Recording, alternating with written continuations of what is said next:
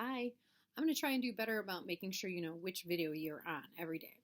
So this video today is chapter 3, which is titled The Letters from No One, and this is the first half. I have to break each chapter into 2 bits or I can't post it properly. So here we go, chapter 3, The Letter from No One.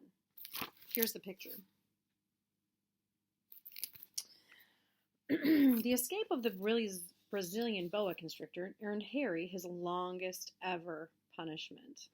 By the time he was allowed out of his cupboard again, the summer holidays had started and Dudley had already broken his new video camera, crashed his remote control airplane, and, first time out on his racing bike, knocked down old Mrs. Fig as she crossed Privet Drive on her crutches.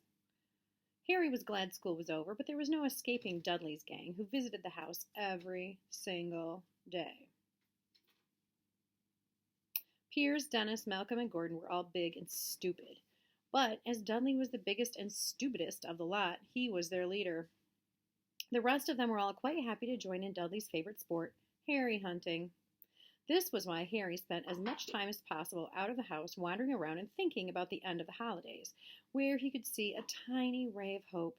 When September came, he would be going off to secondary school, and, for the first time in his life, he wouldn't be with Dudley.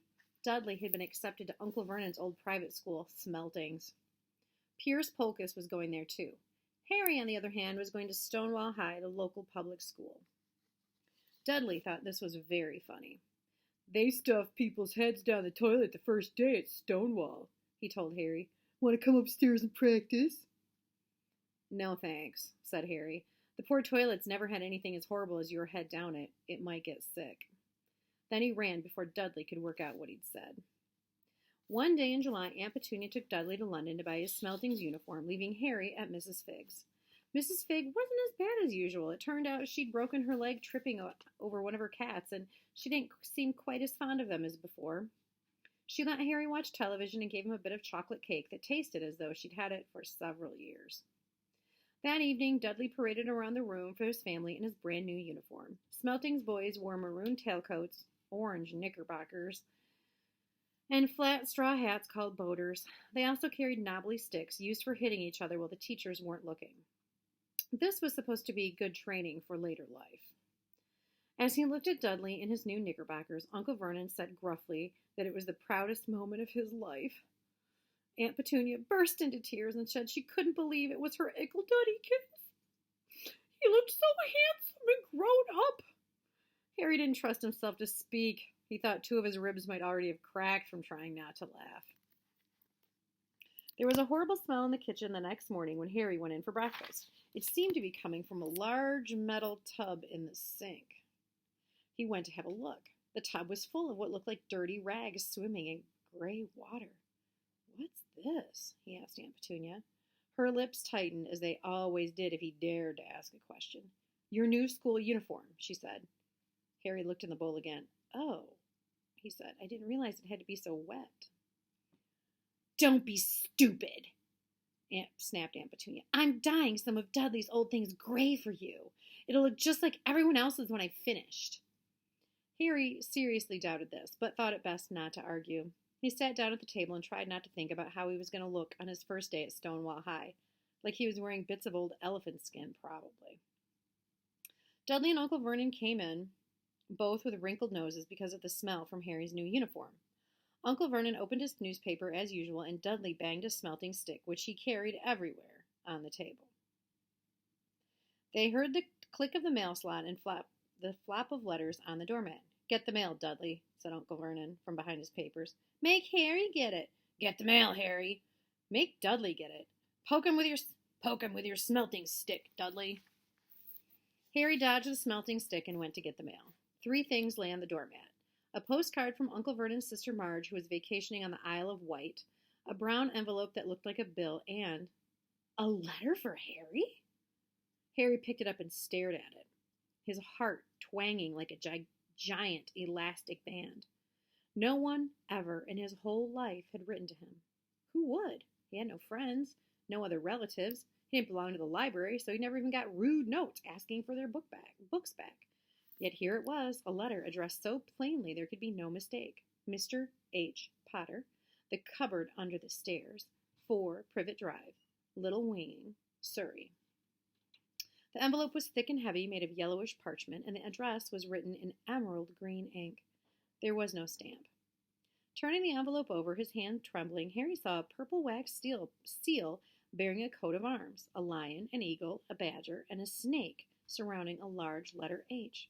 "Hurry up, boy!"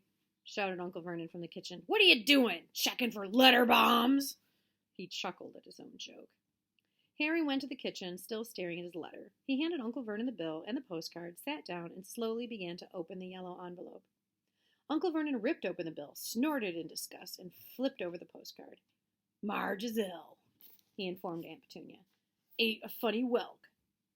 "Dad!" said Dudley suddenly. "Dad, Harry's got something!"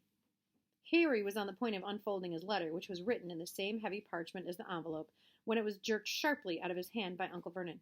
"That's mine!" said Harry, trying to snatch it back. "Who'd be writing you?" sneered Uncle Vernon, shaking the letter open with one hand and glancing at it. His face went from red to green faster than a set of traffic lights. And it didn't stop there. Within seconds, it was grayish-white of old porridge. "Petunia!" he gasped. Dudley tried to grab the letter to read it, but Uncle Vernon held it high out of his reach. Aunt Petunia took it cautiously and read the first line. For a moment, it looked as though she might faint. She clutched her throat and made a choking noise. "Oh, Vernon! Oh, my goodness! Vernon!" They stared at each other, seeming to have forgotten that Harry and Dudley were still in the room. Dudley wasn't used to being ignored. He gave his father a sharp tap on the head with his smelting stick. "I want to read that letter," he said loudly. "I want to read it," said Harry furiously. "It's mine!" "Get out, both of you!" croaked Uncle Vernon, stuffing the letter back inside its envelope. Harry didn't move. "I want my letter!" he shouted. "Let me see it!" demanded Dudley. "Out!"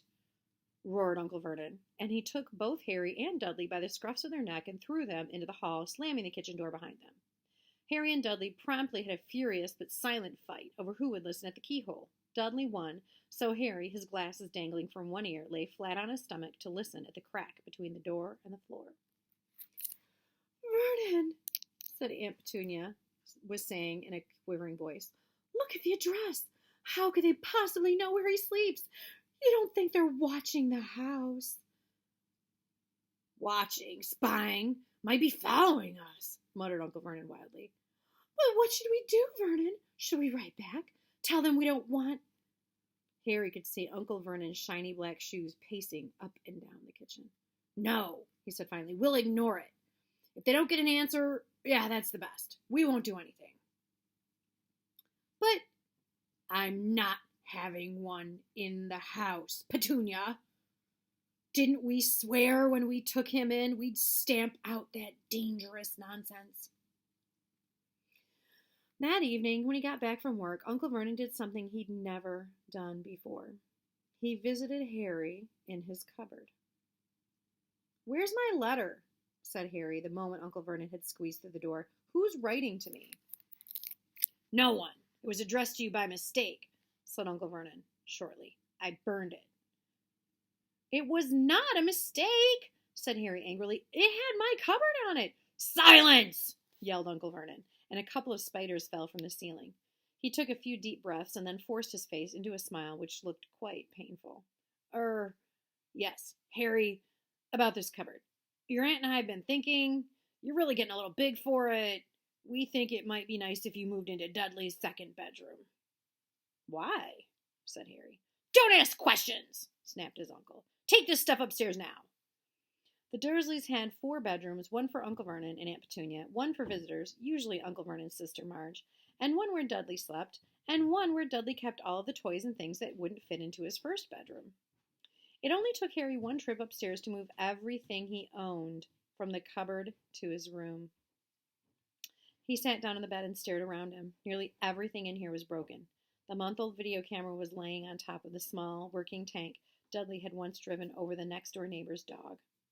In the corner was Dudley's first ever television set, which he'd put his foot through when his favorite program had been canceled. There was a large bird cage which had once held a parrot that Dudley had swapped at school for a real air rifle, which was up on the shelf with the end all bent because Dudley had sat on it. Other shelves were full of books. They were the only things in the room that looked as though they hadn't been touched. From the downstairs came the sound of Dudley bawling at his mother. I don't want him in there. I need that room. Make him get out. Harry sighed and stretched out on the bed. Yesterday, he'd given anything to be up here. Today, he'd rather be back in his cupboard with that letter than up here without it. Next morning at breakfast, everyone was rather quiet. Dudley was in shock. He'd screamed, whacked his father with his smelting stick, been sick on purpose, kicked his mother, and thrown his tortoise through the greenhouse roof, and still he didn't have his room back. Harry was thinking about this time yesterday and bitterly wishing he'd opened the letter in the hall. Uncle Vernon and Aunt Petunia kept looking at each other darkly. When the mail arrived, Uncle Vernon, who seemed to be trying to be nice to Harry, made Dudley go and get it. They heard him banging things with a smelting stick all the way down the hall. Then he shouted, There's another one! Mr. H. Potter, the smallest bedroom, 4 Privet Drive! With a strangled cry, Uncle Vernon leapt from his seat and ran down the hall, Harry right behind him. Uncle Vernon had to wrestle Dudley to the ground to get the letter from him, which was made difficult by the fact that Harry had grabbed Uncle Vernon around the neck from behind. After a minute of confused fighting in which everybody got hit a lot by the smelting stick, Uncle Vernon straightened up, gasping for breath, with Harry's letter clutched in his hand. Go to your cupboard! I mean your room! He wheezed at Harry. Dudley, just go! Harry walked around and around his new room. Someone knew he had moved out of his cupboard, and they seemed to know he hadn't received the first letter. Surely that meant they'd try again. And this time he'd make sure they didn't fail. He had a plan. The repaired alarm clock rang at 6 o'clock the next morning. Harry turned it off quickly and dressed silently. He mustn't wake the Dursleys. He stole downstairs without turning on any of the lights.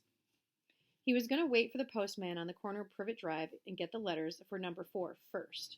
His heart hammered as he crept across the dark hall toward the front door. Arrgh! Harry leapt into the air. He'd trodden on something big and squashy under the doormat. Something alive! Lights clicked on upstairs, and to his horror, Harry realized that the big squashy something had been his uncle's face. Uncle Vernon had been lying at the foot of the front door in a sleeping bag, clearly making sure that Harry didn't do exactly what he'd been trying to do. He shouted at Harry for about a half an hour and then told him to go and make a cup of tea. Harry shuffled miserably off into the kitchen, and by the time he got back, the mail had arrived right into Uncle Vernon's lap. Harry could see 3 letters addressed in green ink. I want, he began, but Uncle Vernon was tearing the letters into pieces before his eyes.